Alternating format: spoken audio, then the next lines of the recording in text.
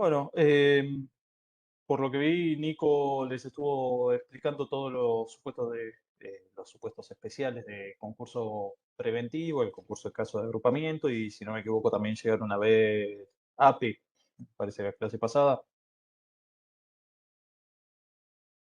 Sí, Sí, Perfecto. No, con lo cual, el titular va a estar dando la bolilla 12, nos quedó un poco desfasado con todo el tema del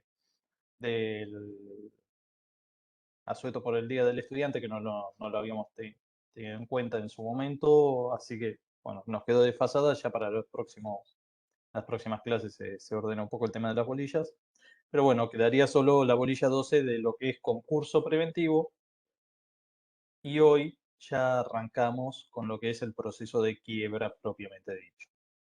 En cuanto a los parciales, bueno, para coordinar con las otras comisiones, ya, bueno, habrán visto el anuncio, ya se los habrá comentado Nicolás, que optamos por sumar un parcial más y acercar un poco todas las fechas en la parte de concursos y quiebras, porque si no, si les tomábamos de la bolilla 10 a la 24 en un solo examen, los matamos y no es la idea. Preferimos tener parciales más cortos y por ahí un poco más seguido que tomarles 800 temas en una sola evaluación. No, nunca termina resultando una buena experiencia. Pero bueno, a mí me toca arrancar entonces con la bolilla 14. Eh, no creo que llegue a dar todo, sobre todo hay una particularidad en la bolilla 14, además de todo lo que es el inicio de la quiebra, la sentencia de quiebra y los remedios contra la sentencia de quiebra, tenemos la parte de extensión de quiebra. Extensión está a partir del artículo 160, no lo vamos a llegar a dar en la clase de hoy, eso descontado. Después igualmente les vamos a subir material de apoyo. Posiblemente hagamos como con la bolilla 11, le subamos un audio o un video con una explicación breve para que les sirva de acompañamiento para que lo puedan estudiar. No es un tema particularmente complicado. Aplicación práctica no es muy habitual, pero sí es importante cuando se aplica el Instituto de Extensión, si bien no es lo más normal, suele ser bastante trascendente. Entonces, es algo que nos interesa que sepan y aparte que sería bueno que en la práctica se viera un poco más seguido. Entonces, por ese lado ya les voy avisando. Me interesa más centrarme en que vean bien todo lo que es el inicio de la quiebra y después, bueno, reforzar un poco extensión cuando haya oportunidad. Hasta ahora lo que estuvimos viendo es la solución preventiva.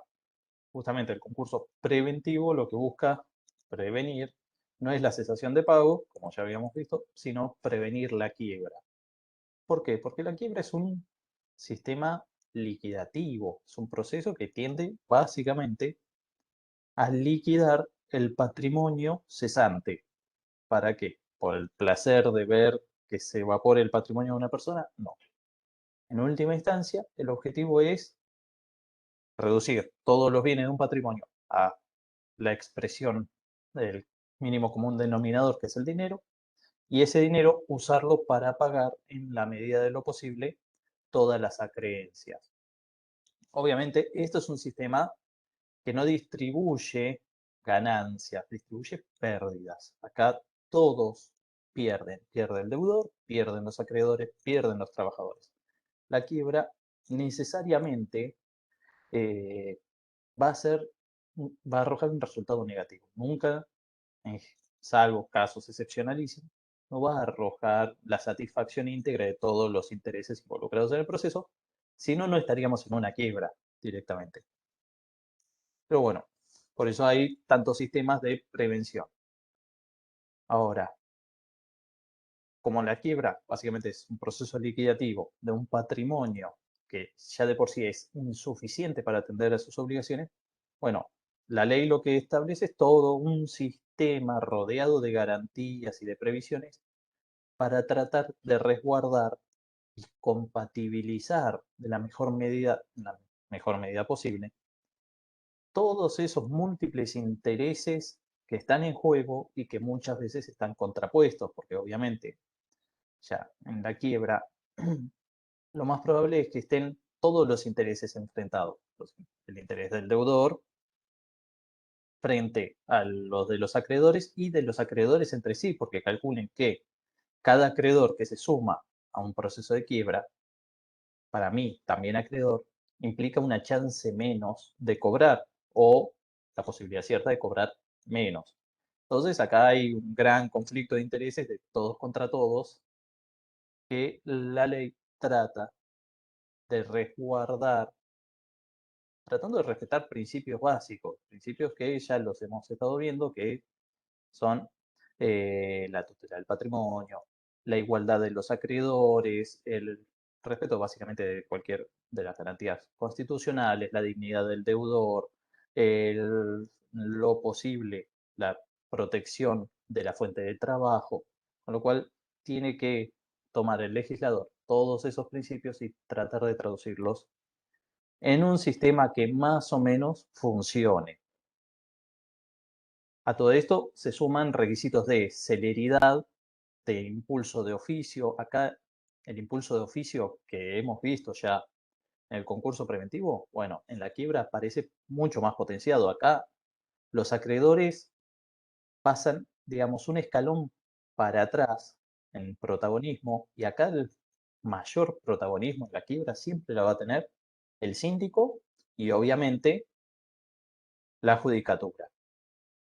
El juzgado va a ser, en definitiva, el que junto con el síndico o a través del síndico va a estar impulsando el proceso, mucho más marcado que en el concurso preventivo, porque en el concurso preventivo, en definitiva, hay un interés del deudor en negociar, en impulsar, en llegar a un acuerdo, en que ese acuerdo se homologue y después los acreedores el impulso de negociar, de acordar y que después ese acuerdo se cumpla. Acá en la quiebra, no, acá el deudor ya prácticamente es raro que tenga algún interés, el interés es residual en cuanto a lo que quede después como remanente de la liquidación de los bienes. Los acreedores ya parten de la base de que perdieron, si están en una quiebra saben que con suerte van a cobrar algo y a futuro, con lo cual cada esfuerzo es un gasto, cada medida que adopte un acreedor va a ser un gasto y ese gasto no se va a recuperar seguramente, entonces es natural que haya una menor participación y además el interés general y el interés público aparece más reforzado en la quiebra cuando estamos liquidando un patrimonio, una unidad económica y toma más relevancia la figura del juez como ordenador del proceso. Bueno, ahora bien, básicamente la quiebra lo que viene a dar solución es a la situación de cesación de pagos. La solución última a esa situación con los recursos limitados que se pueden tener en este tipo de proceso, que es liquidar, vender y repartir lo obtenido. Bien. El tema es, y para ya arrancar, a partir del artículo 77 de la ley lo van a tener regulado, lo que tenemos que ver es cómo se llega a la quiebra.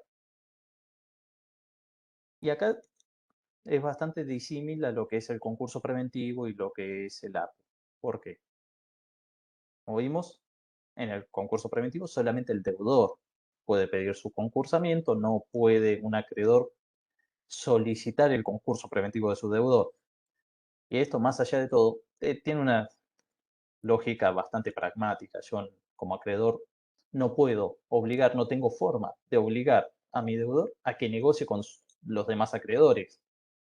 Simplemente se niega a negociar y se acabó. Por eso también hay razones de orden para que.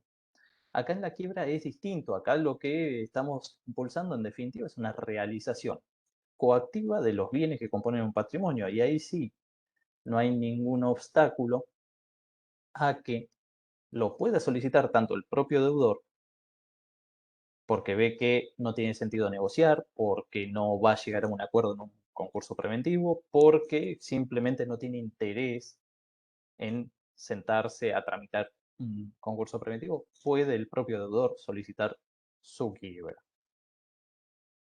pero también acá lo puede solicitar cualquiera de sus acreedores. El acreedor que ve que su deudor es insolvente, ya no solo tiene la opción de ir por la vía individual, quedar a la suerte que corra un juicio ejecutivo, un juicio de conocimiento y cobro de sumas de dinero, sino que puede, frente a la situación de insolvencia que advierte, puede solicitar directamente la quiebra de su deudor. Ahora vamos a ver en qué condiciones. Pero bueno, entonces tenemos que puede haber quiebra solicitada por el propio deudor, que es la llamada quiebra voluntaria, como lo llaman muchos de los autores, que lo de voluntaria, pónganle un asterisco bastante grande porque nadie va por placer y gusto a una quiebra, pero bueno, la llamada quiebra voluntaria, que es la quiebra directa solicitada por el propio deudor, y tenemos la quiebra también directa solicitada por los acreedores. Pero si hay una quiebra directa, es porque también en nuestro ordenamiento puede haber quiebra indirecta. ¿A qué vamos a llamar quiebra indirecta? A todos aquellos supuestos en que se decrete la quiebra, ya no como primer proceso o en forma inicial que tramite como quiebra, sino a aquellos supuestos en los que existió un concurso preventivo que se vio frustrado o fracasó. Es decir, la quiebra indirecta se decreta ante el fracaso o frustración del concurso preventivo. Ahí en el artículo 77 pueden ver, bueno, la quiebra debe ser declarada a pedido del acreedor, a pedido del deudor y, en lo que nos importa, el inciso 1, en los casos previstos por los artículos 46, 47, 48, incisos 2, inciso 5, 51, 54.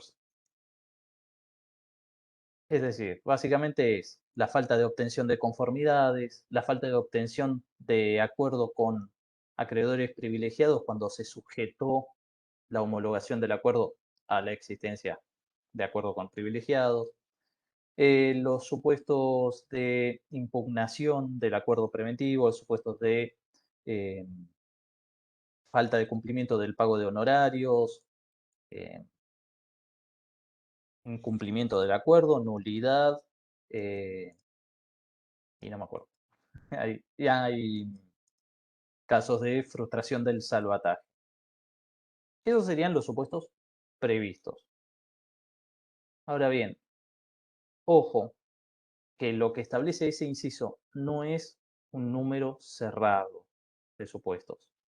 En realidad, hay otros supuestos donde también se deriva la quiebra indirecta. Por eso les hablo siempre de frustración del concurso preventivo, porque básicamente y en principio, cualquier supuesto de frustración del concurso preventivo va a derivar en la declaración de quiebra. Por ejemplo, hay un supuesto que no prevé ese artículo y que nadie discute, que es cuando el concursado no es que no obtiene las conformidades, el concursado ni siquiera efectúa una propuesta de acuerdo. En esos supuestos, que no está contemplado en ese artículo, igualmente se produce la quiebra. Y es distinto.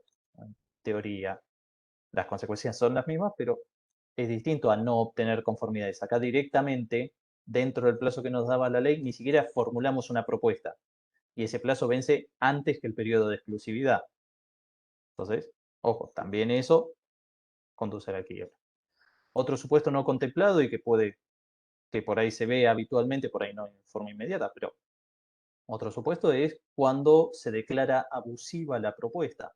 Se hace propuesta, se obtienen las conformidades y en ejercicio de las facultades que le confiere el artículo 52, el magistrado resuelve que ese acuerdo es abusivo o es en fraude a la ley. Si bien la ley no prevé una consecuencia jurídica, acá la jurisprudencia se ha debatido poco en entre algunas alternativas, pero en última instancia, esa declaración de abusividad, esa declaración de fraude, puede también derivar en la declaración de quiebra. ¿Por qué? Porque si hay una propuesta que resulta abusiva o fraude de la ley, es nula. Y si es nula, se tiene por no existente y por ende caemos en uno de los supuestos de quiebra indirecta. Pero bueno, el artículo que les digo es artículo 77, inciso primero, que les dice los supuestos, pero les insisto, no se queden solamente con los supuestos que les menciona ahí.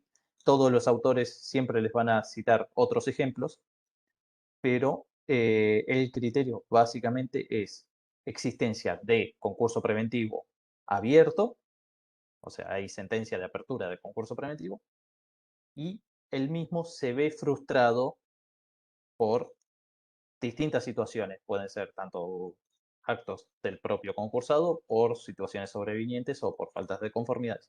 Cualquier supuesto que no sea una forma legalmente prevista de conclusión del concurso, porque que no sea un desistimiento, por ejemplo, deriva en una quiebra indirecta. ¿Por qué es importante distinguir lo que es quiebra directa cuando no hubo un concurso preventivo previo del que se derive la quiebra, respecto de aquellos supuestos en los que sí hubo concurso? Porque vamos a ver, los requisitos son distintos, el trámite es distinto y los recursos o remedios son distintos. Ahí ténganlo en cuenta, sepan distinguir bien cuando hablamos de quiebra directa y cuando hablamos de quiebra indirecta. En cuanto al artículo 78-79, no los vamos a volver a ver, ya los vimos ya los vieron, si no me equivoco, con el titular, cuando vieron lo que es el concepto de sensación de pago y cuáles son los hechos reveladores de esa sensación de pago. Y también tengan presente, acá lo que siempre nos interesa, que sepan distinguir que no es lo mismo el estado de cesación de pago que los hechos reveladores. Una cosa es el estado en que se encuentra un patrimonio, esto es la cesación de pago, y otra cosa es distinta porque los hechos reveladores son la forma en que se evidencia, se exterioriza esa cesación de pagos. Y esto es importante acá justamente cuando vamos a ver el tema del trámite para la solicitud de quiebra. Voy a invertir un poco el orden de los artículos, pero básicamente vamos primero al supuesto sencillo. Quiebra directa a petición del deudor, cuando es el propio fallido, el propio sujeto que se dice fallido, quien viene a peticionar que se declare su propia quiebra. Bien. En estos casos, a ver, hay algunos debates doctrinarios, hay algunos debates jurisdiccionales, soluciones bastante variadas, pero básicamente es el supuesto que menos dificultades ofrece. Primero, la ley va a hacer prevalecer la solicitud del deudor por sobre el pedido de quiebra de cualquier acreedor. ¿Y por qué? Porque el deudor es quien mejor conoce su propia situación patrimonial, quien cuenta con mayor documentación y que cuenta con mayor cantidad de elementos que puedan aportarse al proceso.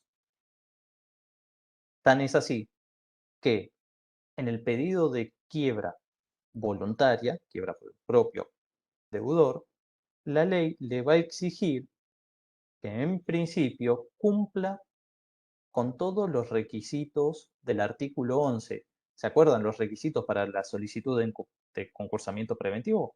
Bueno, para la demanda de quiebra, cuando la presenta el propio deudor, le va a pedir que en principio cumpla los mismos requisitos.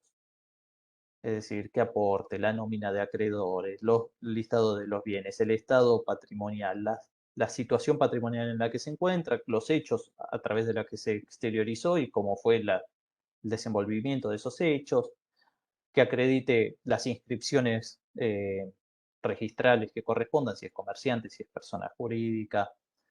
Todos esos recaudos se los va a pedir que los cumpla, le va a pedir que acompañe los libros societarios y los libros contables. Por eso, en principio, va a prevalecer el pedido de quiebra por el propio deudor.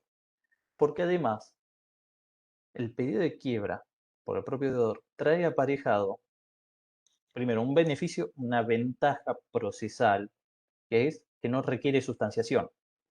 Cuando lo pide el propio deudor, lo único que existe es la presentación de la demanda y en principio directamente resuelve el juez. Puede pedir alguna medida para mejor proveer, pero en principio es presentación y resolución judicial, sentencia. Con lo cual no tenemos traslado, ningún tipo de demora. Y además, el pedido de propia quiebra es uno de los hechos reveladores más fuertes que pueda haber del estado de cesación de pago. La quiebra para el deudor tiene muchísimos efectos muy gravosos. Primero y principal, quedar desapoderado de todos los bienes que componen el patrimonio, o sea, pierde la administración y disposición de sus bienes directamente una persona. No puede salir del país, tiene que presentarse a prestar colaboración, puede derivar en sanciones incluso penales, con lo cual es muy gravoso y en principio no es normal que se pida la propia quiebra a la ligera. Quien se presenta pidiendo su propia quiebra, por lo general está con la soga al cuello directamente. Eh, cuando no hay libros sobre los aspectos emocionales y psicológicos de la quiebra y muchas veces persona física es un poco incluso literal el tema de la soga al cuello. Pero bueno, comentario macabro. Pero fíjense lo grave que es, que justamente por eso, en principio es un dato muy, muy relevante. Entonces, es lógico que el pedido del deudor prevalezca sobre el acreedor, porque es más sencillo, o aporta mayores elementos, mayores datos, y además hace presuponer ya de por sí la existencia de la cesación de pago que se está denunciando. Esto significa que el pedido de propia quiebra se debe resolver favorablemente en forma automática. No, no surge en ningún lado de la ley. El juez, en todos los casos, va a tener que analizar que estén presentes los recaudos, básicamente los presupuestos objetivos que permitan decretar la quiebra. No puede haber quiebra sin cesación de pagos y no puede haber quiebra si el sujeto no es concursable. Así que más allá de ello, más allá de que el propio sujeto deudor denuncie su insolvencia, igualmente el juez va a tener que analizar si procede decretar la quiebra o no, si efectivamente está configurado. En jurisprudencia igual hay algunos supuestos donde a pedido del deudor se decreta automáticamente. ¿Cuál es el riesgo de esto? El uso abusivo del pedido de quiebra. Porque ¿qué pasa? Puede llegar a utilizarse el pedido de quiebra. ¿Qué pasa? Fíjense, prevalece sobre los pedidos de los acreedores. Entonces veo que me están pidiendo la quiebra varios acreedores, agarro, los primereo, pido mi propia quiebra y después la puedo llegar a desistir, la puedo llegar a convertir en concurso preventivo. Cuando se convierte en concurso preventivo, desisto del concurso preventivo, gané un año, gané 2 años por ahí de trámites. Bueno, y por ahí ni siquiera estaba en cesación de pago. O peor, me están por ejecutar un inmueble, agarro, no estoy en cesación de pagos, pero no quiero que me rematen ese inmueble o quiero bajarle el precio para que lo compre un conocido, entonces pido mi propia quiebra y desarmo una subasta de un inmueble. O un caso que hubo donde se pidió la propia quiebra al solo efecto de que una asociación pudiera liberarse de un contrato publicitario que no les resultaba ventajoso. Tenían firmado un contrato de publicidad, esto era un equipo deportivo, un club deportivo, tenía un contrato de publicidad firmado por $300.000 anuales. Con una cláusula que prohibía la rescisión de ese contrato. Vino un nuevo sponsor que les ofrecía el triple de dinero. Pidieron la propia quiebra para resolver el contrato y poder firmar con el nuevo sponsor por el triple de dinero. ¿Estaban en cesación de pagos? No, de hecho, ni cerca. Pero claro, se decretó automáticamente y se liberaron del contrato, todo era básicamente un proceso fraudulento. No había cesación de pago, no estaban los presupuestos objetivos y sin embargo se obtuvo un decreto de quiebra con un fin de liquidar la asociación. No, con un fin de liberarse de un contrato para ganar más dinero, liberarse de los propios negocios ruinosos. Bueno, ejemplos de eso son siempre muy casuísticos, pero hay. Entonces, siempre hay que tener un poco las dos miradas. Obviamente que si es una persona física, una persona humana, muy difícilmente el juez se ponga a reparar mucho en si hay o no cesación de pagos. Es muy improbable que se use abusivamente, pero debiera controlarse. Obviamente, todo el trámite es muy sumario, ya les digo, no hay sustanciación, no hay traslado a ninguna parte, es presentación, a lo sumo alguna medida para mejor proveer y resolución judicial. Es muy breve, es muy difícil ponerse a investigar en mucho detalle en tan poco tiempo. Distinta un poco es la situación cuando la solicitud es por parte de un acreedor. Cuando es un acreedor el que solicita la quiebra, bueno, primero tenemos que ver quién puede solicitar, porque hay que hacer algunas aclaraciones que plantea la ley. En el artículo 80 van a tener el principio básico en cuanto a legitimación para solicitar la quiebra de un deudor. ¿Qué les dice el artículo 80? Que puede solicitar la quiebra todo acreedor cuyo crédito sea exigible, cualquiera sea su naturaleza y privilegio. Con lo cual, el principio general es bastante amplio. ¿Qué les pide? Que sea un acreedor, efectivamente, no importa la naturaleza ni la fuente de la obligación, no importa en principio el privilegio, pero sí les va a pedir que la deuda sea exigible. ¿Qué pasa? Acá es cuando eh, vemos que cuando es quiebra a pedido del acreedor no está tan presente la teoría amplia de la cesación de pagos porque la exigencia de que el crédito sea exigible quiere decir que están con las condiciones cumplidas, se puede instar acciones respecto de ese crédito y que está vencido. Puede que no exista mora, pero está vencido y es exigible. Con lo cual parece más propio de una teoría intermedia, no materialista, pero sí intermedia. O sea, la cesación de pagos se puede manifestar de muchas formas, pero como mínimo exige un incumplimiento. Bueno, acá vemos una manifestación de esa teoría intermedia, porque si es el acreedor el que pide la quiebra, la ley le pide, bueno, pero tenés un crédito que esté incumplido, porque si no, no pasás la primer valla, no en cuanto a lo sustancial, sino en lo formal, no le da legitimación la ley a un acreedor cuyo crédito no sea exigible. Entonces, un poco por acá va más en el camino de la teoría intermedia. Pero bueno, lo importante es esto. Se debe ser acreedor de un crédito existente, actual, vigente, pero que sea exigible, independientemente de la naturaleza y del privilegio.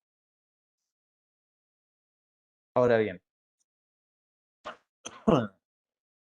si tiene privilegio especial ese crédito, privilegio especial es el que recae sobre un bien determinado, por ejemplo, los créditos hipotecarios que recaen sobre un inmueble, eh, los créditos laborales, en este caso no nos sirve de ejemplo, pero el crédito laboral recae sobre mercadería y maquinaria, el impuesto automotor que tiene privilegio especial sobre el vehículo, sobre el auto. Bueno, en ese caso, si bien puede pedir la quiebra, la ley le agrega un requisito extra, un requisito adicional, que es demostrar sumariamente, esto es simple, sencillo, concreto, que el bien sobre el bien asiento del privilegio sea insuficiente para cubrir el crédito. Por ejemplo, que tenemos un crédito prendario, o sea, sobre un auto, por 2 millones de pesos y es un Renault 19 del año 97. O sea que es una evaluación de 200.000 pesos, un valor de realización de 200.000 pesos y tenemos un crédito de 2 millones. Y sí, ahí claramente el bien afectado es insuficiente. Y que, de hecho, puede darse una situación así. Un crédito prendario con intereses altos que se dejan mucho tiempo, termina superando los intereses a cualquier valor que pueda llegar a tener el auto. Supuestos como eso, bueno, es lo que exige la ley demostrar. O sea, puede pedir un acreedor con privilegio especial la quiebra de su deudor, sí, pero tiene que demostrar que los bienes asientos del privilegio son insuficientes para cubrir el crédito. A los acreedores laborales se los exime de esta demostración.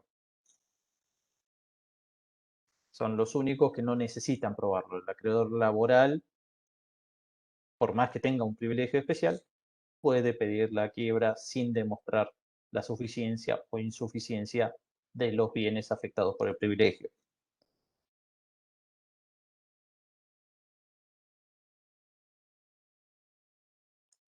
Así que, en definitiva, es bastante amplio, bastante flexible la ley en cuanto a quién puede. En el artículo 81 pone un límite de naturaleza, digamos, pública y de conservación de la unidad familiar, porque si se fijan, lo único que excluye es a los familiares. No pueden solicitar la quiebra ni el cónyuge, los ascendientes o los descendientes del deudor. Y obviamente tampoco los cesionarios de los créditos de estos. Así que ahí es básicamente una norma de base principalmente moral, de evitar la disrupción del núcleo familiar producto de un pedido de quiebra entre familiares de parentesco directo. Fíjense que acá no limita a colaterales, o sea, si viene un hermano, un primo, eso sí, esos pueden detonar la familia tranquilamente. La ley no tiene problema. Ahora, cónyuges ascendientes y descendientes, no. Les veda esa posibilidad. Norma cuestionada por muchos, defendida por otros, es lo que hay. En general se ha convalidado la constitucionalidad de la previsión. Se tendría que acreditar realmente un perjuicio grave como para poder soslayar esa limitación. Donde puede haber algunos temas son cónyuges en proceso de divorcio, cuando todavía no está la sentencia de divorcio vincular. A partir del divorcio vincular ya no existiría esta limitación, deja de existir el vínculo de cónyuge, pero sí por ahí lo que puede haber es el problema va a surgir en el medio, que de hecho no es una situación poco habitual. Es una maniobra que en varios casos se ha visto.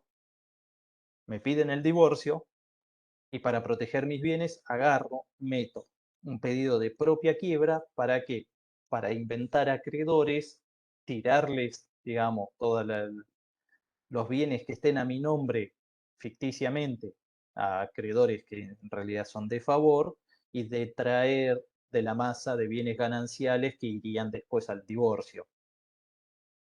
En caso de separación de hecho, que preguntan acá por el chat, no está dentro de las previsiones de la ley, con lo cual, como la separación de hecho no disuelve el vínculo conyugal, quedaría alcanzado por la prohibición. No podría un cónyuge, por más que esté separado de hecho.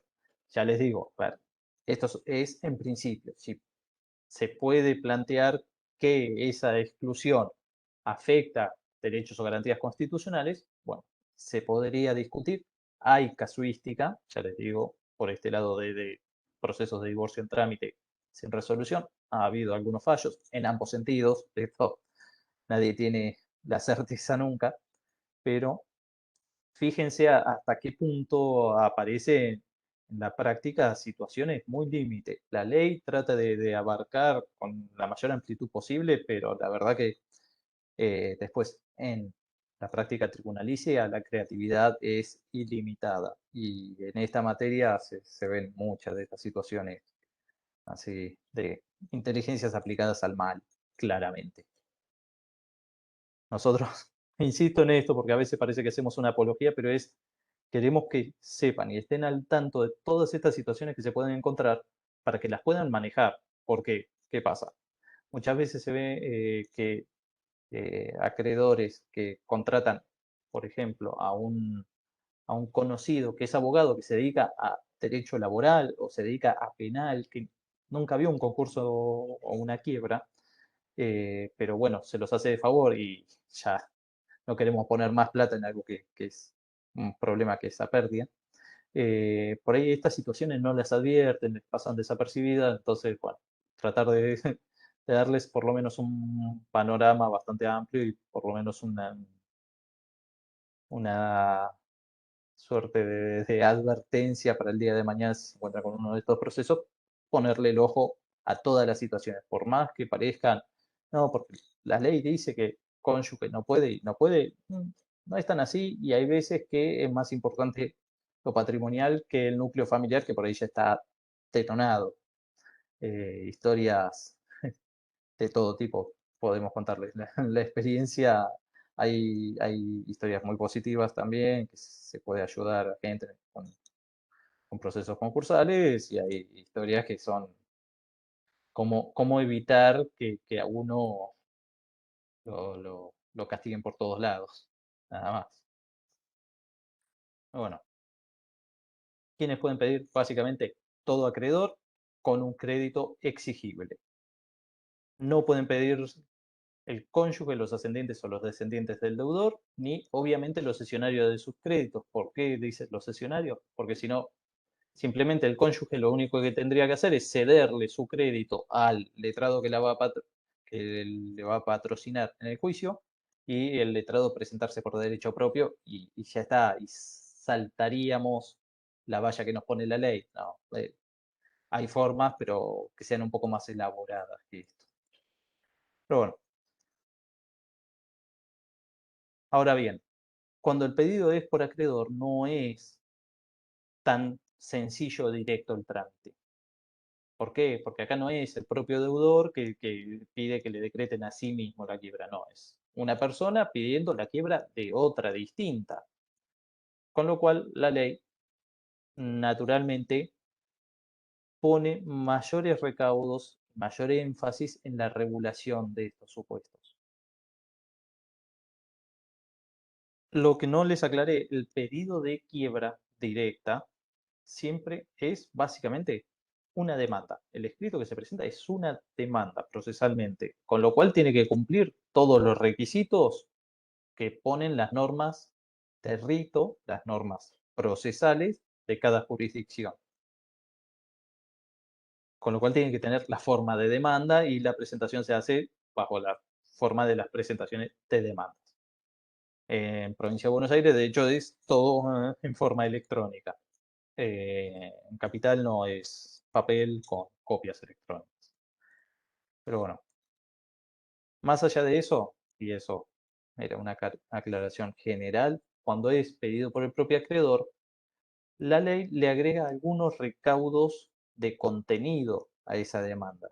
Fíjense en el artículo 83, la ley les va a pedir que el acreedor que solicita la quiebra pruebe sumariamente su crédito, los hechos reveladores de la cesación de pagos y que el deudor está comprendido en el artículo 2, es decir, que el deudor es un sujeto concursable. Es decir, que acá no basta que invoque la cesación de pagos de su deudor, no, acá lo que la ley le impone, además de su identificación, sus datos y demás, la narración de los hechos, tiene que por lo menos demostrar sumariamente que el crédito que invoca existe y es real. Es decir, que va a tener que hacer el acreedor. Identificar el crédito, su origen, su estado de exigibilidad, porque tiene que demostrar no solo que tiene un crédito, que que su deudor es aquel a quien le pide la quiebra, sino que además que ese crédito es exigible.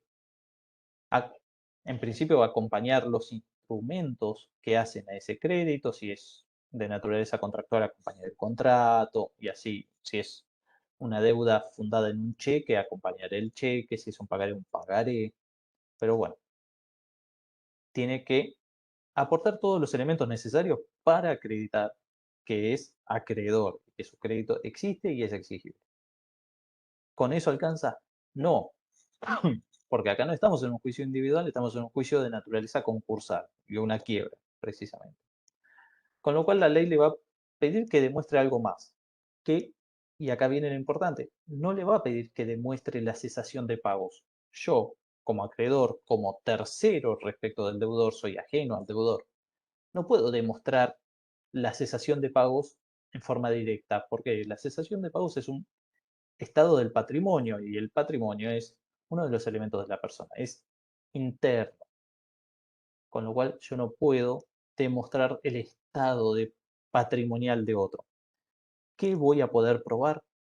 Los hechos reveladores del estado patrimonial de esa otra persona. Es decir, yo no puedo demostrar, no puedo traer un balance del deudor, del patrimonio del deudor, pero sí puedo demostrar hechos que evidencian que el patrimonio de mi deudor está eh, cesante.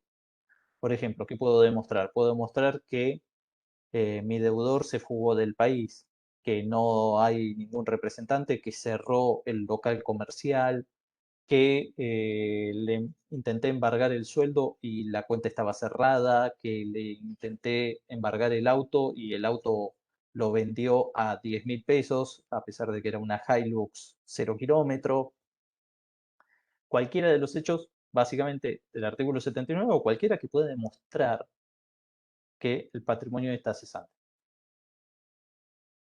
¿Cuál va a ser? En general, el principal hecho revelador que voy a invocar como acreedor, el incumplimiento de la propia obligación, del propio crédito que estoy trayendo. O sea, si tengo un crédito que es exigible y está incumplido, bueno, ya de por sí tenemos ahí un hecho revelador. ¿Alcanza eso solo? Puede que sí, puede que no, pero en general lo que se estila es acompañar de otros hechos. Porque, ¿qué pasa? Algunos jueces han resuelto cuando vienen solamente tengo este crédito, está exigible, está incumplido, y ese es el único hecho revelador que traen, vaya a la vía individual, vaya, ejecute su crédito y ante el fracaso de la ejecución venga. ¿Por qué? Porque la cesación de pagos no es el incumplimiento, con lo cual el incumplimiento es un hecho revelador, sí, puede ser un hecho revelador de cesación de pago, puede ser revelador de un deudor poco ético, pero por eso es importante acompañar de la narración y las pruebas de otros hechos reveladores. Y lo tercero que tiene que demostrar, básicamente el acreedor, es que el deudor está comprendido en el artículo 2, que sea un sujeto concursable. Esto en realidad hoy no tiene mayor trascendencia, solo en algunos casos límites va a ser importante. ¿Por qué? Porque ahora, ya con las reformas de la 19.551, ahora con la ley actual, más como está unificado el proceso, tanto para quienes ejercen el comercio como para que no, los que tienen actividad como empresa como para quienes no. Básicamente toda persona humana es sujeto concursable, toda persona jurídica privada también, con lo cual, salvo que sean supuestos dudosos, esto no va a tener mayor trascendencia. Va a tener trascendencia en que en sociedades irregulares, sociedades de hecho, un poco de discusión en cuanto al consorcio de copropietarios de un inmueble sujeto a propiedad horizontal, ese tipo de casos, pero que se debe analizar supuesto por supuesto. Bien. Hasta acá se viene entendiendo, porque voy a acelerar ahora, porque ahora vienen algunas partes sencillas. Bien, sencillo hasta ahora, pedido del acreedor. Pedido del deudor ya lo vimos, presenta la demanda y el juez resuelve. Bien. Pedido del acreedor, presenta el pedido, ya no solo tiene que solicitar la declaración de quiebra, tiene que demostrar su crédito, los hechos reveladores y que sea un sujeto. Bien. El juez recibe esa solicitud Y el propio artículo 83 les dice que puede adoptar medidas de oficio para determinar la situación del sujeto deudor.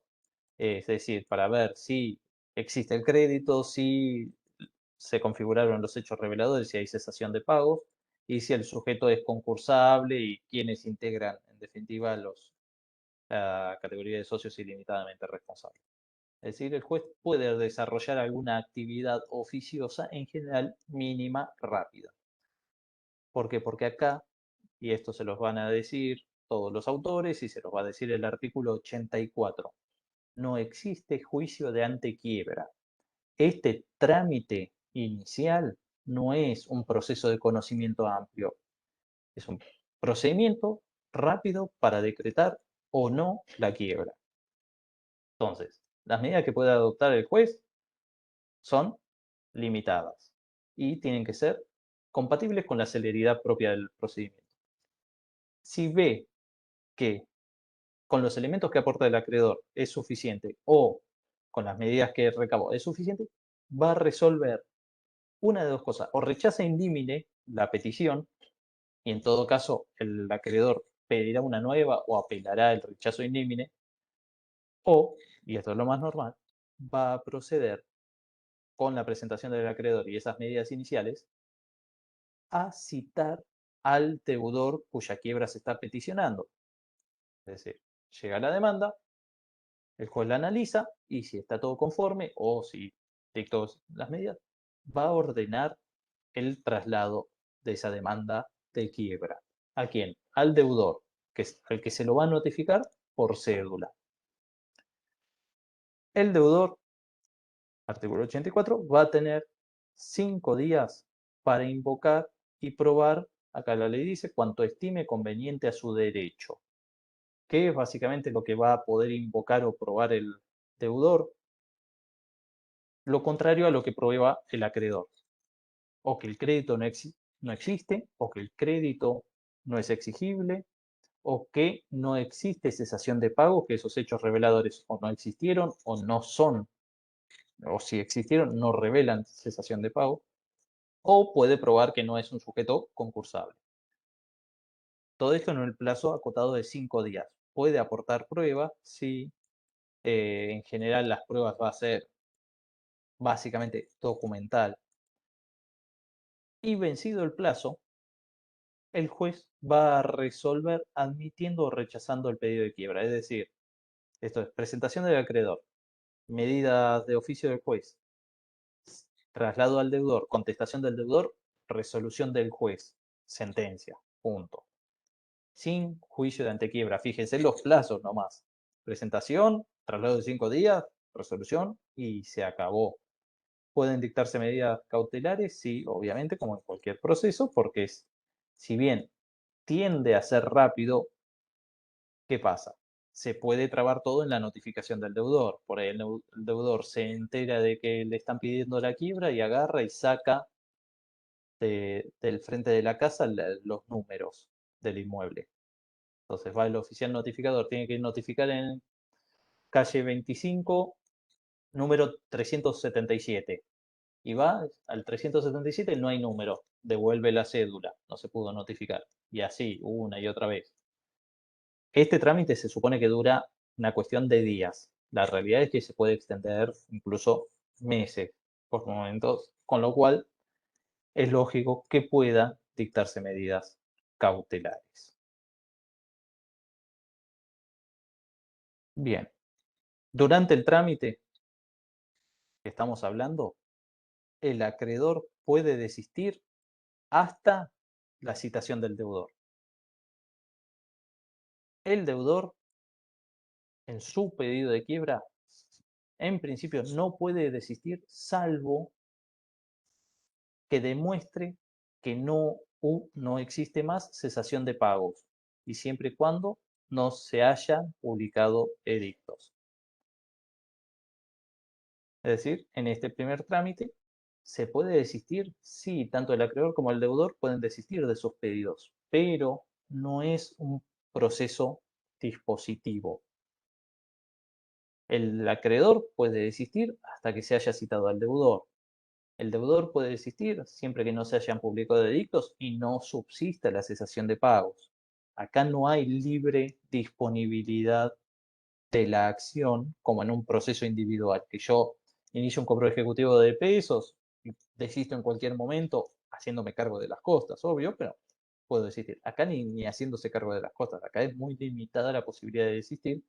¿Por qué? Porque no están en juego solamente los intereses del peticionante, está en juego el interés general, el interés del deudor, el interés de otros acreedores, con lo cual la ley limita bastante esas posibilidades. Pero bueno, básicamente eso es el trámite de antequiebra, que no es un juicio de antequiebra, no es un juicio de conocimiento. Va a tener una tramitación, sí, la idea es que sea mínima. Va a haber producción probatoria cuando es a solicitud del acreedor, sí, pero también limitada. Y rápidamente se debe pasar al dictado de sentencia. Sentencia que puede ser de rechazo del pedido, sea del pedido del deudor, del pedido del acreedor, o sentencia de acogimiento de la demanda. Esto es sentencia de quiebra.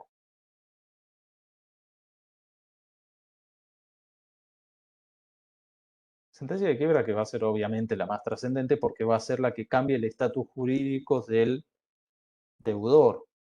Va a ser el punto a partir del cual vas a ser quebrado a todos los efectos de la ley y a partir del momento a partir del cual se le van a aplicar todas las consecuencias jurídicas correspondientes. Bien, la sentencia que declara la quiebra va a tener siempre un contenido bastante extenso que está en el artículo 88. La sentencia de quiebra va a tener todo ese contenido, sea quiebra directa, producto de estos trámites que vimos hasta ahora, o quiebra indirecta, producto del fracaso de un concurso preventivo. En eso no cambia. Van a tener que cumplirse todos los mismos recaudos, la ley no distingue, puede haber algunas cuestiones, por ejemplo, la fijación de sorteo de audiencia, la fijación de audiencia de sorteo del síndico en una quiebra indirecta por lo general va a ser innecesaria, por ejemplo, pero el contenido básico va a ser el mismo. El artículo 88, que les da todo el contenido, léanlo, no tiene sentido que lo vayamos viendo. Lo importante es entender que lo que va a atender el artículo 88 es a la identificación de la persona del fallido y a la adopción de todas las medidas necesarias para la prosecución del trámite. O sea, lo, lo que va a hacer el juez en esa sentencia de quiebra no es solo declarar la quiebra, cuestión que parece a veces chiste tener que aclararlo, pero hemos visto alguna sentencia que, por ejemplo, se olvidaba de, o sea, expresamente decir, declárese la quiebra de fulano. Porque si uno ve, dice individualización del fallido, orden de anotar la quiebra, casi sí, pero lo primero de lo primero es la declaración de quiebra. ¿Hubo algún fallo donde se olvidaron de declararla expresamente? Individualizaban al fallido, pero nunca decía decrétese la quiebra ni declárese quebrado. O sea, pasaba directamente a cumplir los incisos y salteaba lo principal. Tenemos cada anécdota. Pero bueno, lo importante es que va a tener la declaración de quiebra y después todas las medidas necesarias para que siga el trámite, para que se produzcan los efectos de la quiebra, para que se tome razón de esos efectos y que se adopten todas las medidas necesarias para que avance el trámite. Fíjense, se va a anotar la quiebra en el registro de juicios universales para dejar constancia, se va a inhibir al fallido para disponer de sus bienes, se va a ordenar que se entreguen todos los bienes del fallido a un funcionario. ¿Quién va a ser ese funcionario? El síndico. Si ya está designado, mejor. Si es una quiebra indirecta, por lo general ya vamos a tener el síndico. Si no, va a haber que entregarle los bienes al secretario y los va a tener que resguardar hasta que se designe al síndico. Bueno, fijar la audiencia para designación del síndico, intimar al fallido y a los administradores de la sociedad, si la fallida es una sociedad, para que fijen domicilio, para poder ubicarlos, para poder notificarle las resoluciones o para requerirle colaboración. Hacer las comunicaciones necesarias para que el fallido no pueda, ni sus administradores puedan salir del país. Ordenar la realización de los bienes y la designación del enajenador. El inciso 9 es básicamente una expresión de deseo. Generalmente la realización de bienes arranca casi un año después de la sentencia de quiebra. Designación de un inventariador, designación de audiencia. Acá, en el último párrafo, fíjense que acá sí hay una diferencia entre si se trata de una quiebra directa o una quiebra indirecta. ¿Por qué? Porque si es una quiebra indirecta que no sea eh, consecuencia de incumplimiento de nulidad del acuerdo, ¿qué pasa? No es necesario un nuevo periodo informativo. Si ya tuvimos un periodo informativo en el concurso preventivo y sin haber terminado con toda la tramitación, sin haber llegado a un acuerdo, se decreta la quiebra, no tiene sentido abrir todo un nuevo periodo informativo para la quiebra, si en definitiva son los mismos acreedores que ya se verificaron, con alguna incorporación. En esos casos, no se abre un nuevo periodo informativo, directamente se cita a que verifiquen por incidente. Bien, pero si es quiebra directa o es indirecta por incumplimiento o nulidad del acuerdo, ahí sí la ley manda a abrir un periodo informativo. En la quiebra directa, básicamente porque nunca tuvimos periodo informativo, si no hubo un concurso preventivo anterior, no hubo verificación, no hubo informes del síndico, no hubo informe general. Bueno, hay que hacer todo eso. Si fue una quiebra indirecta, pero como consecuencia de un incumplimiento de acuerdo o de nulidad del acuerdo, hubo todo un trámite y ha existido tanto tiempo transcurrido desde el periodo informativo original hasta la declaración de quiebra que la ley presupone que ha habido una variación tan importante de la composición del pasivo y del activo que justifica un nuevo periodo informativo. Eso es lo que viene a determinar, en definitiva, el último párrafo del artículo 88. Ahora, básicamente la sentencia de quiebra es una sentencia bastante larga, no tanto en la motivación. De hecho, los considerandos de la mayoría de las sentencias de quiebra son: atento al pedido de quiebra, se resuelve. Y faltaría un poco más de motivación, pero bueno, sí es muy extensa la parte resolutiva de la sentencia. Tiene que cubrir todos esos 11 incisos, más las cuestiones, digamos, de forma, más si hay que fijar un periodo informativo. Bien. Esta resolución, esta sentencia propiamente dicha, ¿cómo se va a notificar? Bueno, mediante edictos. Artículo 89, encomienda al secretario del juzgado hacer publicar edictos durante 5 días en el diario de publicaciones legales del domicilio del, ay, del asiento del juzgado, así como también en cada una de las jurisdicciones donde el fallido tenga establecimientos o tenga un socio ilimitadamente responsable. ¿Por qué? Porque la idea es que tomen conocimiento, no solo el acreedor peticionante si lo hay, no solo el deudor, que es el principal interesado, sino todos los potenciales sujetos afectados por la quiebra. Esto es, trabajadores y acreedores. Entonces, en cada lugar donde tiene actividad, la ley manda, en definitiva, a publicar edictos. La idea es que se publiquen enseguida, la realidad es que no puede ser tan enseguida. ¿Por qué? Dentro de la publicación de edictos tiene que estar el nombre y domicilio del síndico. Si es una quiebra directa, no vamos a tener el nombre y el domicilio del síndico, sino hasta que se haga la audiencia de sorteo, acepte el cargo del síndico y fije domicilio. Con lo cual, tomen con pinzas esto de que dentro de las 24 horas de la sentencia hay que publicar edictos porque la mayoría de los casos no es posible. La idea es que sea dentro de las 24 horas de aceptado el cargo por la sindicatura. Cuestión pragmática.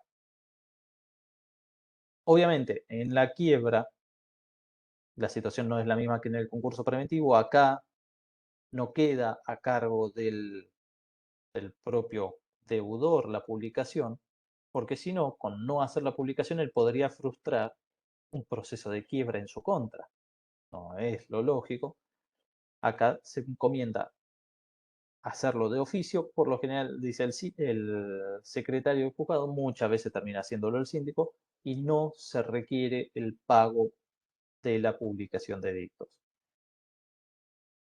¿Significa que es gratis? No, no es gratis. Significa que se va a cobrar la publicación de edictos y todos los gastos de justicia del trámite de la quiebra, tengan en cuenta, se van a cobrar al final del proceso cuando haya dinero líquido para repartir. Y van a cobrar preferentemente, pero no se paga, pero no significa que sea gratuito. Queda sujeto a recupero al finalizar el proceso.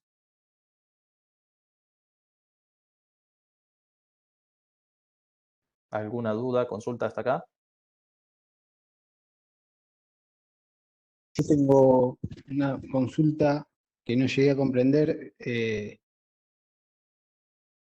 hay acuerdo, aunque no hubo acuerdo, en ese solo no se requiere el periodo informativo. En los demás hubo un proceso largo, sí. O sea que el único que no tendría que ser periodo informativo es el que no hubo acuerdo enseguida y se decretó la quiebra. En el que no hubo acuerdo directamente, o sea, porque se cayó por falta de presentación de propuesta, por falta de mayorías o que no se homologó el acuerdo por nulidad, por fracaso el salvataje, todos esos, ahí no sería necesario un nuevo periodo informativo. Lo que va a haber es que el síndico va a tener que actualizar los créditos, porque ¿se acuerdan esto de que los intereses quedaban suspendidos? Bueno, acá si se decreta la quiebra indirecta hay que recalcular esos intereses, se lo encomienda al síndico. Pobre síndico que informes y recálculos y demás, pero bueno. Asesoré a síndicos, por eso me solidarizo. Pero si hubo acuerdo homologado y el acuerdo se incumplió o se declaró nulo, o si es una quiebra directa, ahí sí se necesita un nuevo periodo informativo. Bueno, en la quiebra directa sería un periodo informativo, sería el primero que haya. En nulidad de incumplimiento sería un nuevo periodo por las modificaciones, ya les digo, que puede haber existido entre tanto. Porque ustedes calculen que el incumplimiento del acuerdo por ahí se decretó 5 años después de homologado, por ahí en la sexta, séptima cuota anual incumplió el concursado, porque muchas veces se fijan cuotas anuales, 10, 15 cuotas anuales, y estamos hablando de que pasaron años, 6, 7, 10 años. Miren, por ejemplo, Correo Argentino. Correo Argentino es una fuente de ejemplos para todos. Concurso preventivo que llevó más de 20 años. Cambió absolutamente todo en la composición de ese patrimonio. Es otra realidad de país incluso. Por eso, pueden darse esas situaciones. Entonces, previendo eso, el legislador prevé un nuevo periodo informativo. Bien. En cuanto a competencia, representación y todas las cuestiones que hacen a la ratificación de la presentación, se aplican todas las normas que ya vimos. Competencia, artículo 3, ratificación, representación, artículo 6 y siguientes. En eso es igual que en el concurso preventivo. En las sociedades, la demanda la firma el representante de la sociedad o apoderado y tiene que tener la autorización del órgano de administración y después viene la ratificación del órgano de gobierno. En el caso de incapaces, autorización judicial previa y en cuanto a la competencia, bueno, las reglas de competencia que ya vimos en su momento. Domicilio de las personas jurídicas o sede de la administración del establecimiento principal cuando no sean personas regularmente constituidas o cuando sean personas humanas. Si no tienen sede de administración de los negocios, las personas humanas serían el domicilio, básicamente en el domicilio civil. Bien, entonces tenemos la sentencia. Lógicamente, después de ver una sentencia, ¿qué es lo que automáticamente vemos siempre? Los recursos contra la sentencia. Y acá hago una aclaración. Vamos a ver los remedios y los recursos. Remedio es una categoría un poco más general. Porque además de tener recursos, vamos a tener un mecanismo que si bien no deja sin efecto o sea, va a quedar sin efecto la sentencia, no es porque esté mal dictada la sentencia, sino porque se modifica el trámite a petición del fallido. Pero bueno, no es técnicamente un recurso, si bien la consecuencia va a ser la misma, que quede sin efecto la sentencia. Y la incompetencia que también técnicamente no es un recurso, no queda sin efecto la sentencia, sino que cambia el órgano competente. Pero lo que es muy importante tener en cuenta, la ley de concursos y quiebras tiene un sistema recursivo propio y específico para la sentencia de quiebra. Con lo cual, si les preguntábamos, ¿es apelable la sentencia de quiebra? No. En principio, no. Hay que ir al sistema recursivo del ordenamiento concursal. Y para esto tenemos que volver a distinguir si es una quiebra directa o si es una quiebra indirecta. Vamos a quiebra indirecta primero.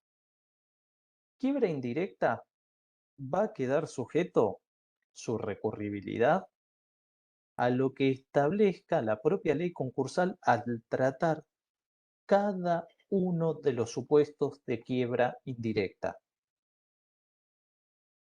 Porque no sé si recuerdan, cada vez que establece la quiebra indirecta, por ejemplo, cuando fija las consecuencias de la impugnación de un acuerdo preventivo, por ejemplo, la ley les va a decir que resuelva el juez y esa resolución les va a decir si es o no apelable.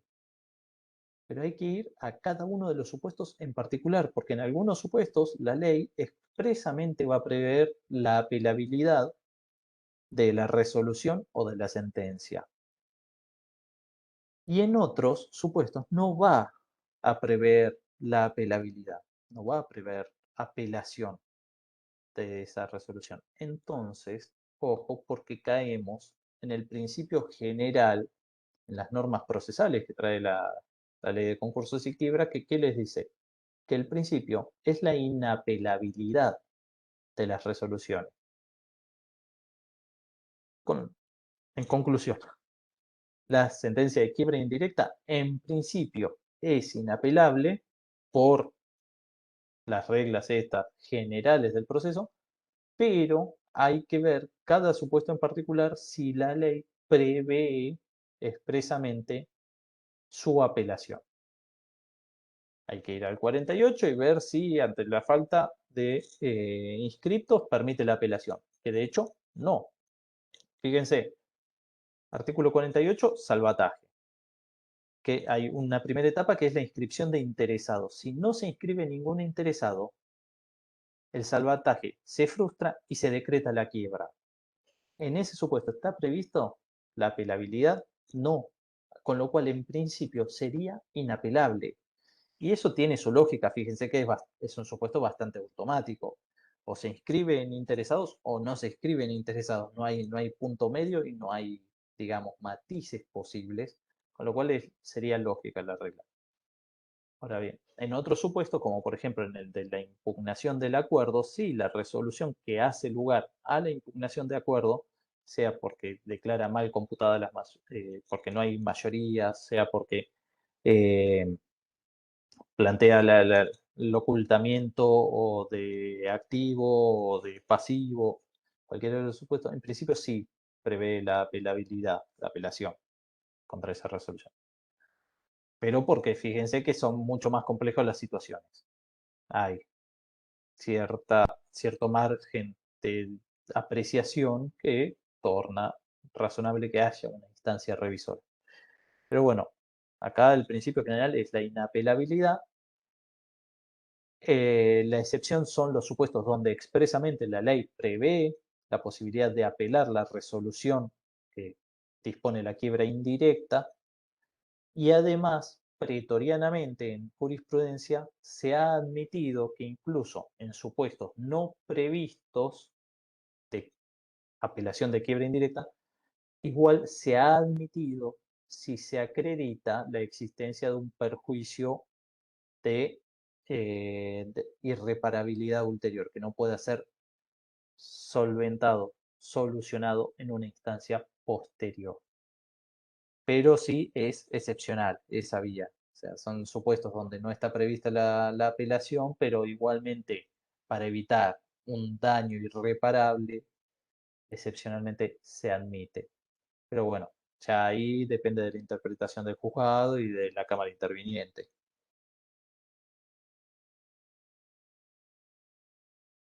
Con lo cual, eso sería en materia de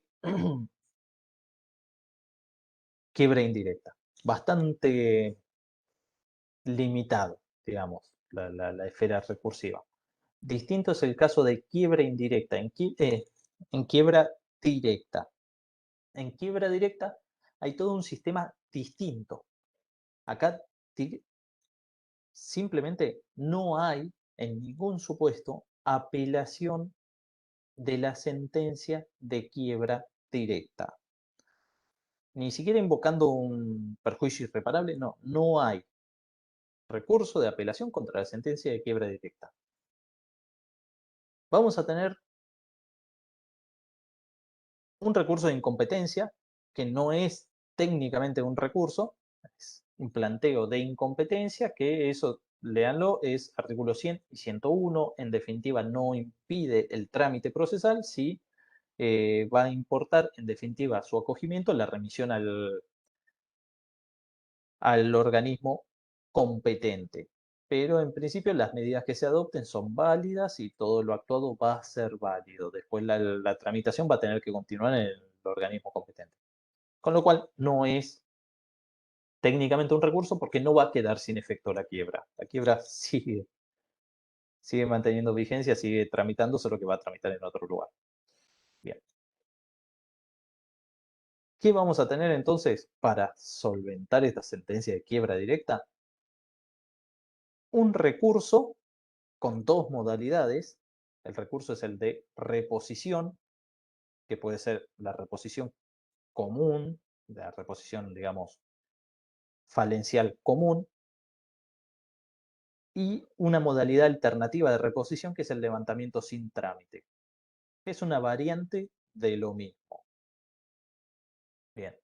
Y además de ese recurso de reposición, sea en su trámite común como en su levantamiento sin trámite, vamos a tener un remedio que es la conversión de la quiebra en concurso preventivo a pedido del deudor. Vamos con la reposición, que es lo sencillo. No sé si había alguna duda.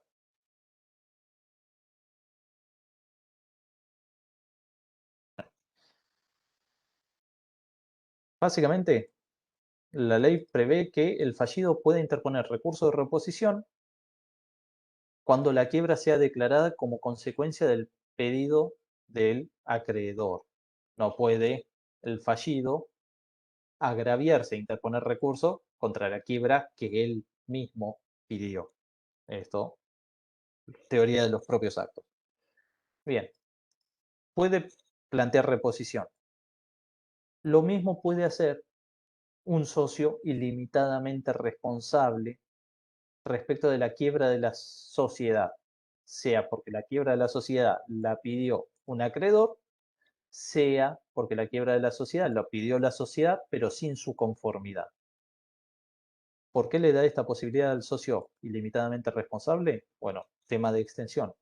La quiebra de una sociedad importa necesariamente la quiebra de todos los socios ilimitadamente responsables.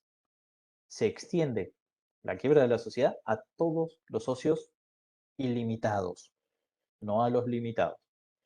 Pero bueno, entonces, como la quiebra de la sociedad lo arrastra a él, bueno, la ley también le da recurso al socio ilimitado. Bien. Este recurso se interpone dentro del plazo de 5 días de conocida la sentencia.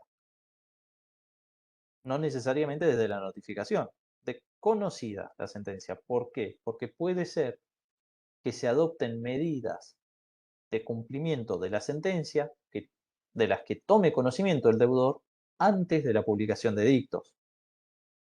Así que, ojo, 5 días de conocida la sentencia o en su defecto, 5 días a contar desde la última publicación de edictos.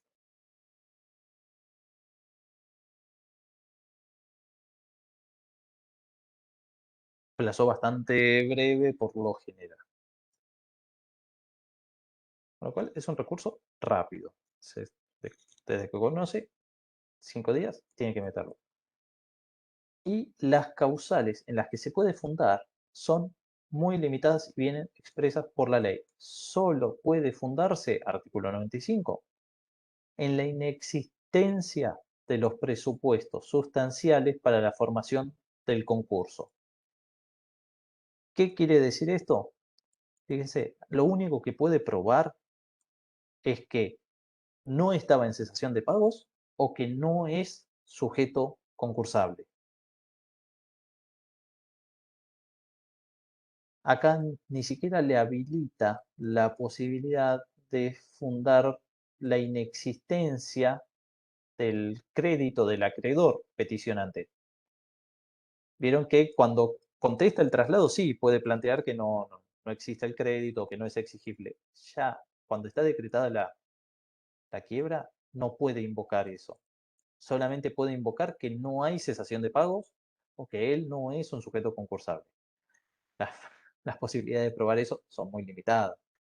Bueno, en el trámite de este recurso son parte del fallido, el síndico y el acreedor peticionante, con lo cual interpone el recurso el fallido, se le da traslado al acreedor peticionante y a la sindicatura.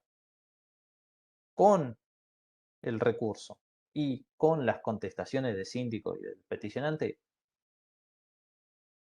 se van a adoptar las medidas probatorias necesarias, en principio son muy limitadas, y una vez que está en condiciones de resolver, porque ya se produjeron las pruebas, porque se les dio intervención a todo, el juez va a dictar resolución en el plazo de 10 días. Es decir, que el recurso se interpone ante el mismo juez que dictó la sentencia de quiebra y la sustancia y la resuelve el mismo juez. No va a la alzada este recurso. El recurso queda en primera instancia. Ahora bien, les dije que hay una variante de esta reposición, que es el levantamiento sin trámite. Porque básicamente el levantamiento sin trámite parte de una conclusión lógica. ¿Cuál es la mejor forma de demostrar que no estoy en cesación de pagos? Simple, pagando. Entonces, ¿qué prevé la ley? Que el juez puede revocar la declaración de quiebra sin sustanciar el incidente si el recurso de reposición, donde básicamente el fallido va a decir no estoy en cesación de pagos, ¿y cómo lo va a acreditar? con documentación, no. Mediante el depósito en pago o embargo del importe necesario para cubrir los créditos con los cuales se acreditó la cesación de pago. Va a tener que demostrar que no está en cesación de pago. ¿Cómo? Pagando todos aquellos créditos por los cuales le pidieron la quiebra, básicamente. Si ven, tiene que depositar los importes para atender no solo al peticionante de la quiebra que se decretó, sino el de todos los trámites de pedidos de quiebra que tenga a la fecha. Es decir, si había 3 pedidos de quiebra en trámite y en uno le dictan la sentencia de quiebra, para levantar sin trámite, va a tener que depositar la plata suficiente para cancelar todos esos créditos con todos sus accesorios y los gastos del proceso. Bastante oneroso, por lo general. Pero esto es lógico, si satisfago todos los créditos por los que me pidieron la quiebra y además tengo para atender los gastos, claramente no estoy en cesación de pagos. Y en ese caso ni siquiera se necesita traslado a los acreedores, simplemente lo resuelve el propio juez. Bien.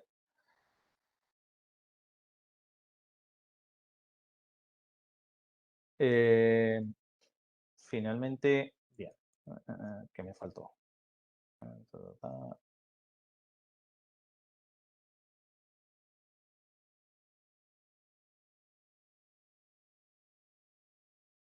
Bien. Vamos, para resumir, porque ya tengo que ir cortando.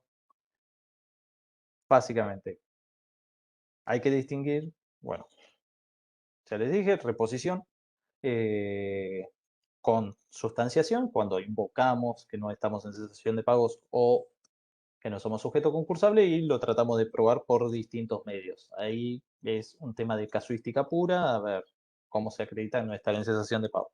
La forma rápida, sencilla, levantamiento sin trámite, depositando todo lo que nos reclamaron. Bien. La mera interposición del recurso no suspende el trámite de la quiebra, lo único que impide es la venta de bienes. Es decir, mientras se sustancia y se resuelve la reposición, la quiebra continúa. Los efectos de la quiebra continúan y todos los trámites y procedimientos y los plazos siguen corriendo. Lo único que no se va a hacer mientras dure el trámite es disponer de bienes. Es decir, no se va a liquidar el activo. Pero todos los demás trámites siguen normalmente. Recién con la revocación de la sentencia cesan los efectos de la quiebra. Pero todo lo que se haya hecho durante el trámite y hasta el momento en que se revoque la sentencia de quiebra, todo eso es válido y oponible al deudor. Es justo y discutible, pero ¿qué posibilidad le da la ley al deudor para resarcirse? Una acción de daños y perjuicios, pero no en cualquier supuesto. Básicamente, someterse a un proceso de quiebra termina siendo parte de las cargas de la vida en sociedad, en definitiva, como participar en cualquier tipo de proceso penal, civil o comercial, es una carga.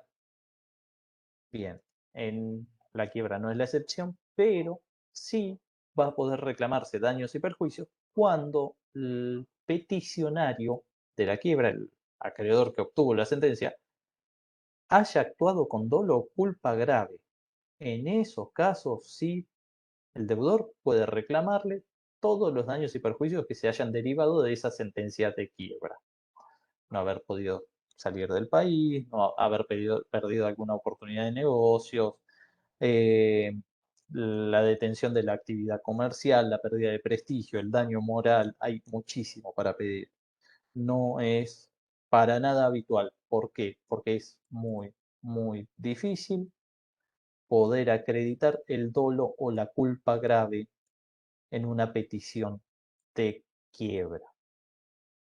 Porque piensen que si se hizo lugar a esa sentencia de quiebra es porque había elementos, con lo cual es, tras que el dolo de por sí, al ser un elemento subjetivo, es de muy difícil prueba, en esto, en materia comercial, se agrava aún más la dificultad de la prueba. En general, cuando ha existido condenas por daños y perjuicios, cuando se trata de acreedores peticionantes que son a su vez competidores del fallido, cuando se demuestra una malicia o una intencionalidad de remover del mercado a un competidor. Ese tipo de supuestos donde se facilita en cierta medida la prueba es en los pocos que ha habido algún reconocimiento de daños y perjuicios, pero ya les digo, es bastante complejo. Y lo último, muy, muy, muy por arriba, pero sí les pido que lo lean en detalle, es la conversión de la quiebra en concurso preventivo. No es un recurso, es un remedio que la ley da como última ratio, como última vía de escape para el deudor que se ve declarado en quiebra. ¿Acá qué le ofrece la ley? Bueno, deudor, no tuviste un concurso preventivo previo, no estás en un periodo de inhibición, podrías haber pedido el concurso preventivo, pero antes de que lo hicieras, te decretan la quiebra. En esos supuestos, y con más plazo incluso que para el recurso de reposición, la ley habilita al deudor declarado fallido a que solicite que se convierta su quiebra en un concurso preventivo. ¿Por qué? Porque acá no estamos en una quiebra indirecta, acá es una quiebra directa. Acá no hubo un concurso preventivo que fracasó. Acá ni siquiera se llegó a intentar todavía una prevención de la quiebra. Entonces la ley le da, bueno, una chance. ¿Para qué? Para que pueda intentar resolver esa cesación de pagos y prevenir la quiebra mediante un acuerdo.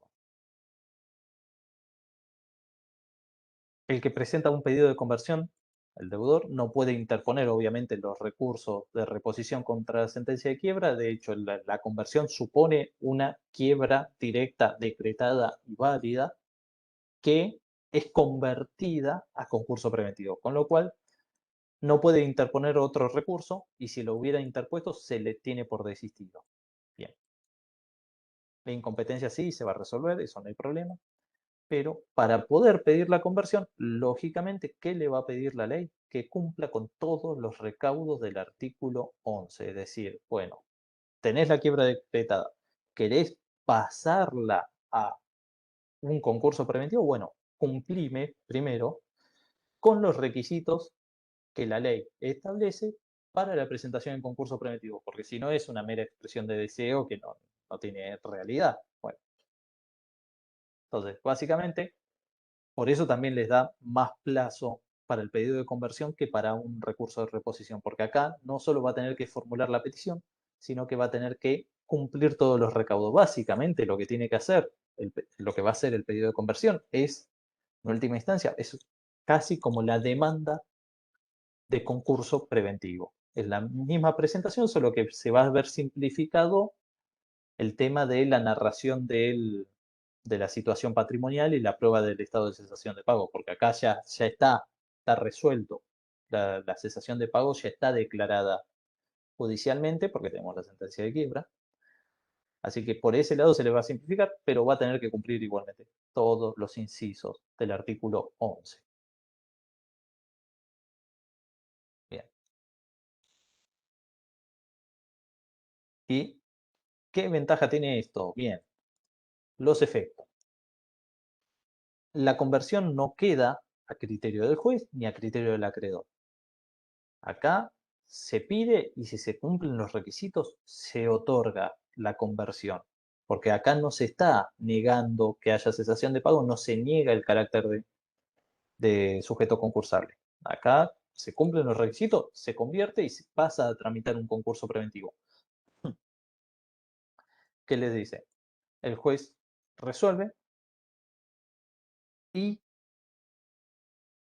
si se cumplen los requisitos, el juez deja sin efecto la sentencia de quiebra y dicta sentencia de apertura de concurso preventivo. Solo puede rechazar la conversión por no haberse cumplido los requisitos del artículo 11. Y acá viene un planteo doctrinario típico. Fíjense que la sentencia de quiebra no queda latente, simplemente se deja sin efecto. La sentencia de quiebra deja de existir y se abre un concurso preventivo. Esto tiene consecuencias tanto para el concurso preventivo como para una ulterior quiebra indirecta, porque si supongamos que se convierte a concurso preventivo, ese concurso preventivo fracasa, la quiebra original no renace. La quiebra original dejó de existir, la quiebra convertida. Eso no tiene más efecto jurídico. Entonces tiene consecuencias para muchos institutos de la ulterior quiebra indirecta. Por ejemplo, fíjense hasta qué punto es importante esto de que el juez deja sin efecto la sentencia de quiebra, que se abre el concurso preventivo. Bueno, recuerden, el concurso preventivo se puede desistir, incluso hay desistimientos como sanción. Entonces, supongamos esta situación, yo deudor, me pidieron la quiebra, me decretan la quiebra, pido la conversión en concurso preventivo y una vez que me convierten en concurso preventivo, no hago la publicación de edictos del concurso preventivo. ¿Cuál es la consecuencia de no publicar edictos? El desistimiento sanción. O sea, me tienen por desistido el concurso preventivo. Y fíjense, se me cae el concurso preventivo, bien, por desistimiento, bien. Deja de existir el concurso preventivo. Me van a decir, bueno, entonces quiebra. No, el desistimiento no acarrea la quiebra y la sentencia original de quiebra fue dejada sin efecto, con lo cual, en un pase de manos maravilloso que permite la ley, fíjense cómo puede dejarse sin efecto una sentencia de quiebra mediante el uso fraudulento del instituto de la conversión. Este tipo de cosas es donde hay que poner el ojo. Pide la conversión el concurso, el fallido, se la dan, queda sin efecto la quiebra original, empieza a tramitar un concurso preventivo y por ahí se pasa de piola, no publica edictos, ha desistido, listo. Y de golpe pasa a estar otra vez in bonis, deja de ser concursado. Fantástico. Y esto no es de laboratorio, esto ha pasado muchas veces. Esto ha llevado a que algunos jueces, incluso contrario a lo que dice la ley, hagan renacer la quiebra original. Una locura. No pasa ningún filtro, porque no es lo que ¿Hay dice la ley. ningún tipo de sanción penal para esas situaciones? Bueno, Digamos, porque es algunos tan jueces lo obvio han por ahí. intentado fundar en que es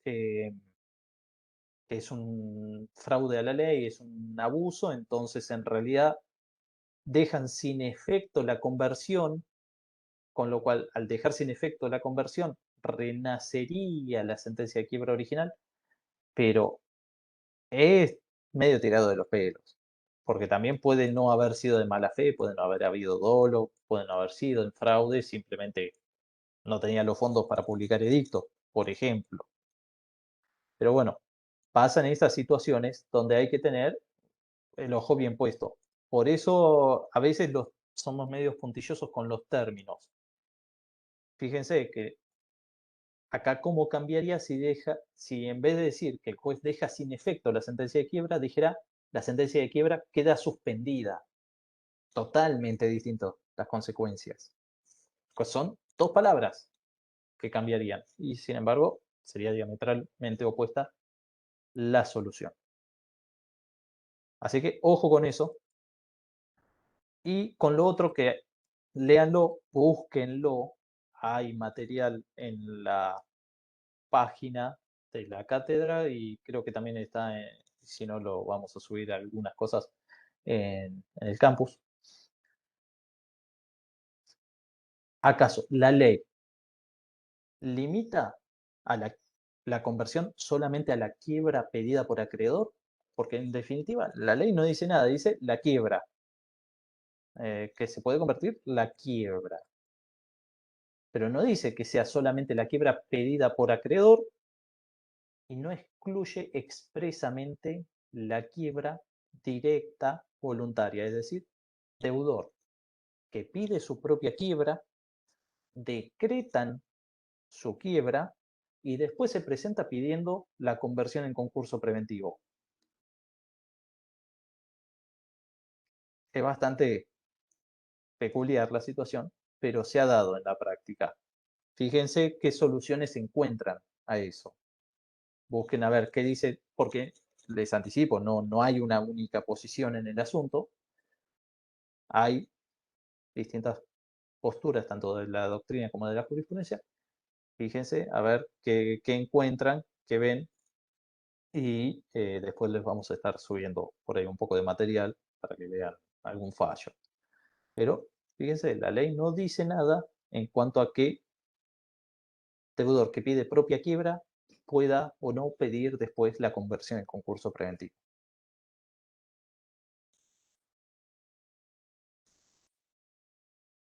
Así que eso sería básicamente lo que es quiebra, quiebra directa, quiebra indirecta, trámite de solicitud de quiebra por acreedor, por deudor, sentencia, contenido de la sentencia, remedios y recursos. Bastante contenido, bastante. Pero bueno, complétenlo con, obviamente, la ley, el manual o ley comentada que estén utilizando. Y en cuanto a extensión de la quiebra, que es el último punto de la bolilla, vamos a estar seguramente en breve subiéndole material para que lo puedan complementar, pero vayan leyéndolo de su autor favorito. Así que, bueno, por hoy es suficiente, ya estamos en el horario aparte y ya estoy por empezar a toser y no parar, así que, bueno, Gracias, profe. cualquier duda que tengan, nos escriben, nos consultan en el foro, nos consultan por mail, eso revisamos habitualmente. Muchas Nos gracias, vemos la profe. próxima. Hasta luego. Chao, Hasta gracias. luego. Gracias, chao.